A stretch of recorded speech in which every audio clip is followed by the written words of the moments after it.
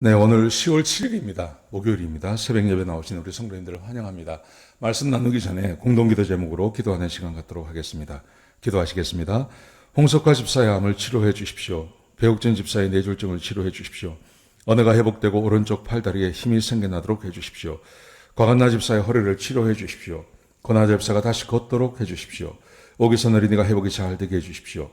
이승학 성도의 뇌종양 치료가 잘 되게 해 주십시오. 우한 폐렴으로부터 우리를 지켜주십시오. 예수님의 이름으로 기도합니다. 아멘. 오늘 욥기 4장 1절에서 11절까지 말씀입니다.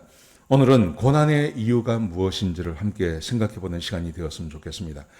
자, 어제 말씀 3장에서 욥이 탄식을 하죠. 탄복을 합니다. 죽었으면 좋겠다. 사는 게 너무 힘들다. 이런 말을 막 했습니다. 그랬더니 욥의 세 친구 중에 한 사람인 엘리바스라는 사람이 욥의 이 말을 반박하는 이야기를 합니다. 물론 우리가 이제 욥기 42장까지를 다 읽어보시면 욥의 이 친구들이 잘못했어요. 욥의 친구들은 계속해서 욥이 고난받는 이유가 범죄하고 죄를 지었기 때문이라고 이야기를 해요. 그래서 하나님께서 욥이 그들을 위해서 중보하고 기도하지 않으면 내가 죽이겠다 이렇게 말씀하십니다. 여러분 그렇다고 해서 이 말이 틀린 말은 아니에요. 욥에게는 적용이 되지 않는 말이었어요.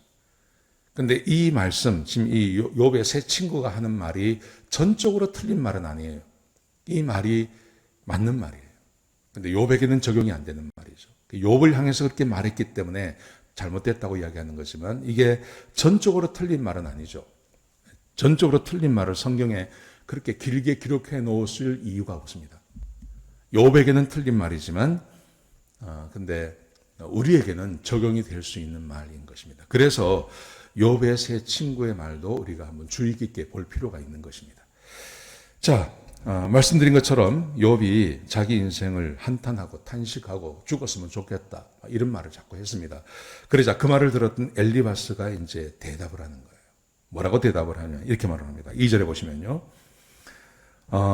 누군가가 당신에게 지금 이런 상황에서 말을 한다면 아마 당신이 짜증을 낼 거다. 듣기 싫을 거다. 그렇지만 내가 가만히 있을 수가 없다.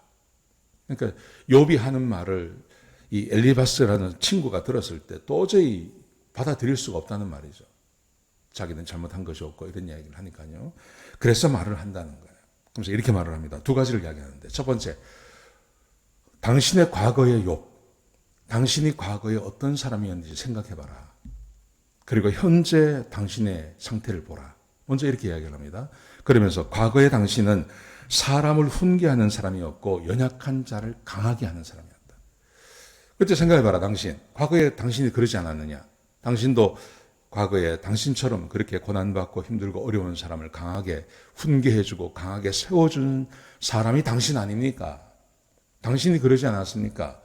그런데 현재 당신의 모습을 보십시오. 현재 당신은 그 고난, 과거에 누군가 고난을 당해서 힘들어하면 당신이 좀 세워자가라, 참아라, 하나님께 순종해라, 회개하라 그렇게 말했던 당신이 지금 그 일을 당하니까 당신이 힘들어하고 놀라는데 그거 왜 그러냐? 먼저 이렇게 이야기를 합니다. 그러니까 이게 사실은 이거는 욥이 할 말이 없는 거죠. 당신이 옛날에 그렇게 사람들에게 훈계도 하고 연약한 사람 강하게 세워주고 그랬던 사람이 지금 당신 못 살겠다, 죽겠다 이런 말 하면 됩니까? 당신이 그런 일을 당하니까 지금 죽겠다고 하면 되겠습니까? 물론 다른 사람들이 당한 것보다 굉장히 심하게 지금 고통을 당하고 있는 거죠. 그러면서 이제 이리 말을 한 게 욥에게 할 말이 없게 만드는 거예요. 그러면서 이분이 이렇게 말을 합니다. 너의 자랑이 당신이 지금까지 했던 자랑이 뭡니까? 그것은 하나님을 경외하고 그리고 온전한 삶을 사는 거 아니었습니까?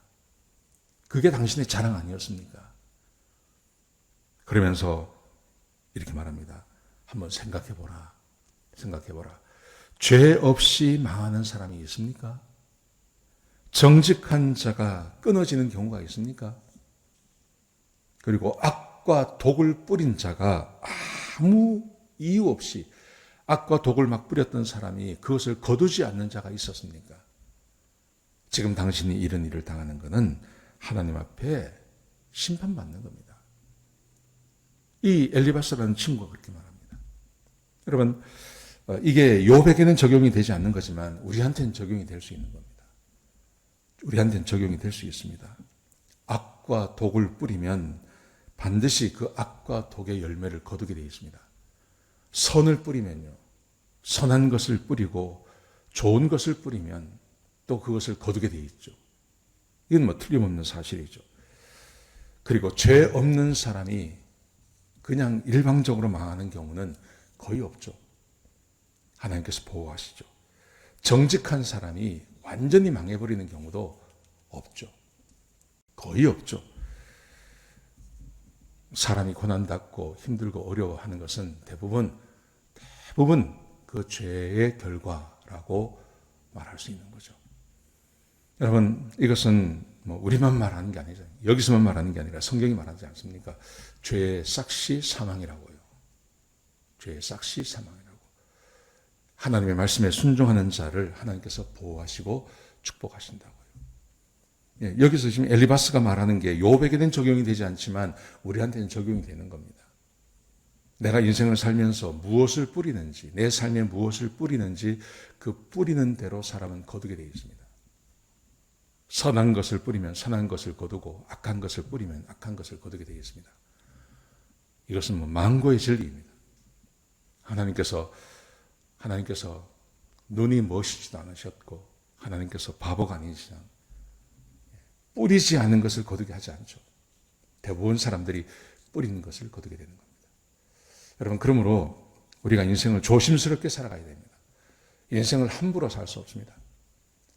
10대, 20대는 그럴 수 있다고 하지만 이미 20대 중반이 지나가고 30대가 넘어가면 적어도 우리는 우리 인생에, 자기 인생에 책임을 져야 됩니다. 그래서 선한 것을 뿌리셔야 됩니다. 선한 것. 좋은 것을 뿌려야 됩니다. 가정에도 좋은 것을 뿌려야 되고 사회에도 좋은 것을 뿌려야 되고 교회에도 좋은 것을 뿌려야 됩니다. 뿌리는 대로 거두는 겁니다, 사람이. 오늘 하루 어떻게 사시겠습니까? 오늘 하루 좋은 것 뿌리십시오. 선한 것을 뿌리십시오. 하나님 말씀에 순종하십시오. 주의 말씀에 순종하십시오. 하나님께서 이끄시는 것은 반드시 선한 것으로 우리를 데려가십니다. 악한 것 돌아보지도 마시고 악한 말 하지 마시고 악한 것 생각도 하지 마시고 선한 삶을 사시기 바랍니다. 선한 것을 뿌리시기 바랍니다.